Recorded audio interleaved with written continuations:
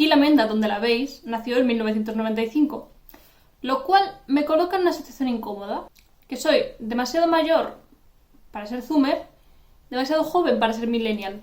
¿Sabes cuando Bob Burnham en su último especial Inside canta que en retrospectiva se había metido mucho con los Boomers y que ahora los de la generación Z se meten con los Millennials?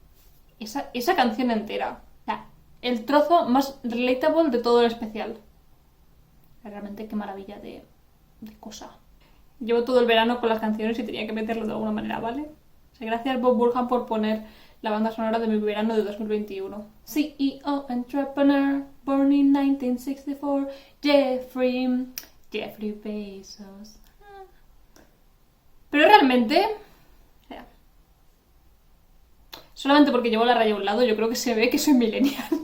Este vídeo va de conflictos generacionales. Voy a hablar de la negación de los millennials a ser generación Z, cuando igual por el año te correspondería, o sobre los millennials que envejecen y para conservar como algo de juventud es como, no, yo soy Zoomer, yo soy generación Z. Pues de esto ya habló Turgenev. Realmente poco hablo de rusos en estos vídeos para la turra que doy en la vida real. Hablemos de padres e hijos y de TikTok. En Padres e Hijos, dos estudiantes, Evgeny Bazarov y Arkady Kirsanov, pues estos dos chicos vuelven a sus respectivas dachas después de 3 años. La novela transcurre en un momento histórico muy convulso. Es un momento en el que se pone en marcha la reforma agraria y también se abole la servidumbre, que básicamente es que en Rusia todavía era legal tener esclavos o siervos. Que recuerdo que cuando lo leí pensé, ¡buah, qué atrasados iban en Rusia! Pero claro, en la misma época ¿estaba todavía permitida la esclavitud en Estados Unidos o estaban a punto de erradicarla o era algo reciente? Porque total, hashtag colonialismo y esclavitud fuera de Europa. Pues eso, como iba diciendo, ante la decadencia del sistema zarista, resulta inevitable que los jóvenes se rebelen contra la generación anterior y que intenten encontrar una salida a la profunda crisis en la que está inmersa la sociedad. Y es que esta generación anterior, o sea, la de los padres, la inteligencia rusa, la élite de intelectuales, si bien consta de buenas intenciones, no sabe exactamente cómo actuar. Nikolai resume muy bien esta posición. ¿Sabes de qué me he acordado, hermano? En cierta ocasión discutí con nuestra difunta mamá. Gritaba, no me quería escuchar. Por último, le dije que ella no me podía comprender porque pertenecíamos a 2 generaciones distintas. Bien, pues ahora nos ha tocado a nosotros la vez y nuestros herederos pueden decirnos, vosotros no pertenecéis a nuestra generación, tragad la píldora. Realmente llevo mucho tiempo queriendo hacer este vídeo porque Padres e Hijos, de Iván Turgenev, es uno de mis libros favoritos ever. Porque trata muchos temas que a mí me parece que continúan siendo bastante relevantes. Al principio, pensaba enfocar este vídeo en la línea de la novela, que pone de manifiesto las diferencias que hay entre la generación de los padres y la generación de los hijos. Porque es que realmente se enfrentan como 2 formas de vivir. Y claro, en su momento yo quería aplicar esto al conflicto generacional que hay entre boomers y millennials, porque tienes a los primeros que te dicen todo esto de deja de comprar aguacates porque así no te vas a poder comprar una casa nunca. O es que los millennials no es que estéis deprimidos, es que sois vagos, porque yo a tu edad... Perdido el hilo.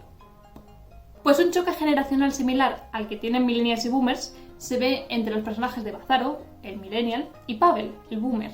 Quedan enfrentados la rebeldía de los jóvenes y las costumbres aristocráticas de los ancianos. Bazarov desprecia las formas de su tiempo, ya caducas, como por ejemplo que los aristócratas hablan mejor en francés que en ruso. Bazarov sintetiza el espíritu de la juventud de la época que quiere romper con todo lo establecido anteriormente. Es un nihilista, tal como él mismo expone. El nihilista es un hombre que no se doblega ante ninguna autoridad, que no acepta ningún principio como artículo de fe, por grande que sea el respeto que se dé a este principio. Realmente esto de ser nihilista es muy del humor millennial de nada importa porque nos vamos a morir, a ver si me muero. Y es que Bazarov proviene de una familia de clase media rural y se enorgullece de saber cómo tratar con campesinos. Hacia el final de la novela, Bazarov se pone a hablar con un campesino que responde a sus preguntas con amabilidad. No obstante, en cuanto Bazarov se da cuenta de la ignorancia del campesino en cuanto a los temas que está tratando, enseguida adopta un tono paternalista con él. Y cuando Bazarov se aleja, el campesino empieza a burlarse de él con otro trabajador, diciendo que los señores no comprenden en absoluto la realidad de los campesinos. Y a mí esto me recuerda, en cierto modo, a la forma que tienen ciertos millennials modernitos en comer, por ejemplo, cosas naturales y volver a la tranquila vida idealizada del pueblo, y que en realidad, ya te digo yo, que crecer en la España vaciada es un rollo. O sea, tiene sus cosas buenas, pero es un rollo. A pesar de que siempre se niega a caer en sentimentalismos, desde una perspectiva moderna, es inevitable percibir en Bazarov ciertas características de héroe romántico, como la rebeldía y el aislamiento de la sociedad. Lo cual me lleva a la siguiente idea que quiero exponer, que es básicamente que cada generación se cree más chula que un 8 con respecto a las anteriores, cuando en realidad todo ha sido inventado.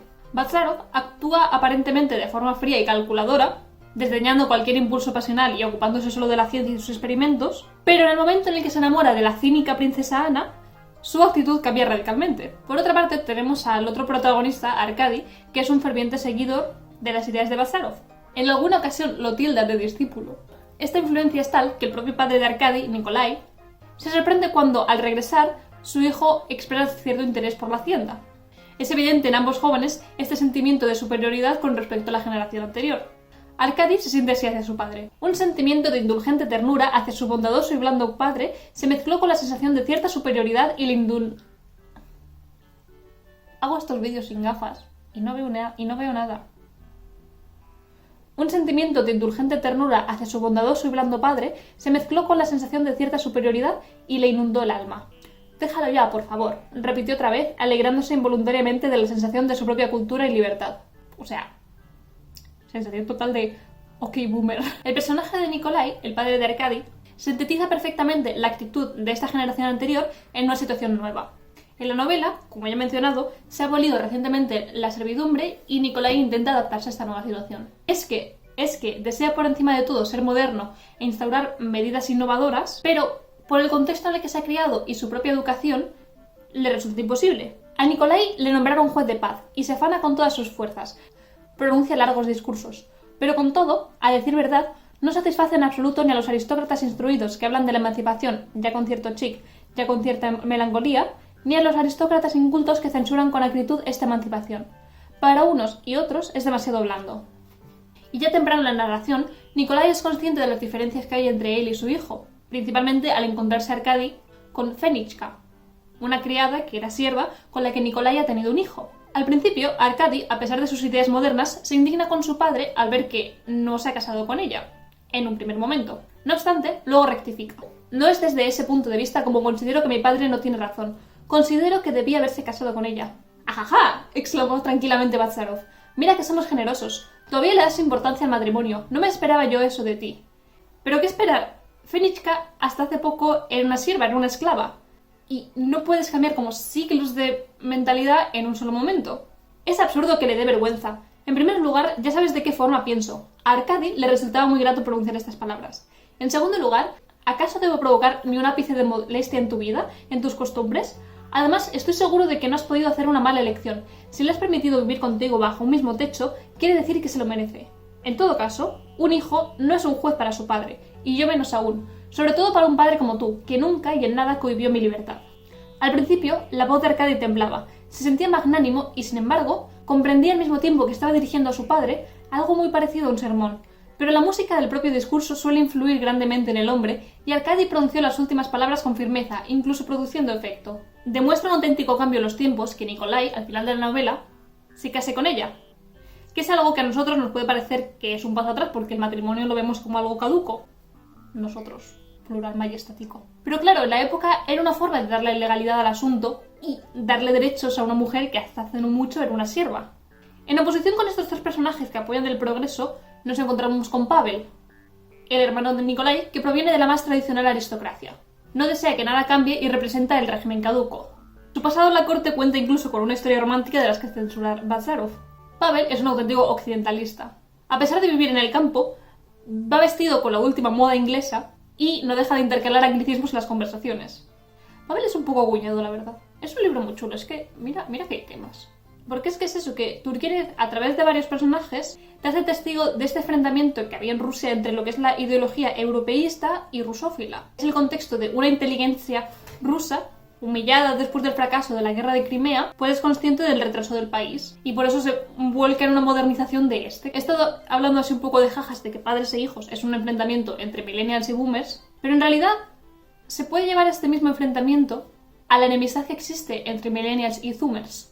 Porque quiero decir, yo en tiempos, cuando era más optimista, quería pensar que generación tras generación pues se va evolucionando progresivamente a tener una mente más abierta y que las cosas a la larga mejoran. Pero es que no. Claro, aquí estoy cayendo en el juego de la generalización, que siempre es un error, Pero no se habla lo suficiente del papel que está teniendo Internet en radicalizar hacia la extrema derecha a la juventud actual. Quiero decir, un ejemplo de esto son las crecientes agresiones homófobas en todo el país. Parezco aquí un poco polla vieja, pero... es que claro, el tiempo en Internet funciona de una forma muy distinta a cómo funciona en la vida real, porque 5 años en Internet es muchísimo tiempo. Si eres millennial como yo, asume que hemos dejado de ser guays. Deja vivir a los adolescentes tranquilos. Asume tu edad y que no eres molón como los niños de TikTok.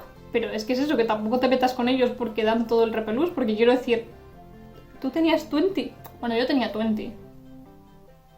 Todos los adolescentes dan repelús, siempre. ¿Quién fuera generación X y haber sido adolescente antes de la crisis de 2008, En conclusión, lo más llamativo de la novela es que Turgenev no impone su ideología en ningún momento. No emplea su escritura como forma de predicar sus ideas. Él presenta diferentes tipos de personajes con distintas ideologías y, de la forma en que interactúan entre sí, dispone al lector que saque sus propias conclusiones. Lo cual a mí me agrada mucho porque siempre me gusta esto de que tú tengas que participar de alguna forma en la historia. A través de los diálogos y las reflexiones de los personajes, el lector accede a las teorías políticas, filosóficas y científicas del momento, pero queda en sus manos extraer una conclusión. Claro, en un libro está todo ordenadito, pero del enfrentamiento entre millennials y zoomers no sé qué sacar. Pero como todo, o sea, de la vida real no sé qué conclusión sacar de cosas.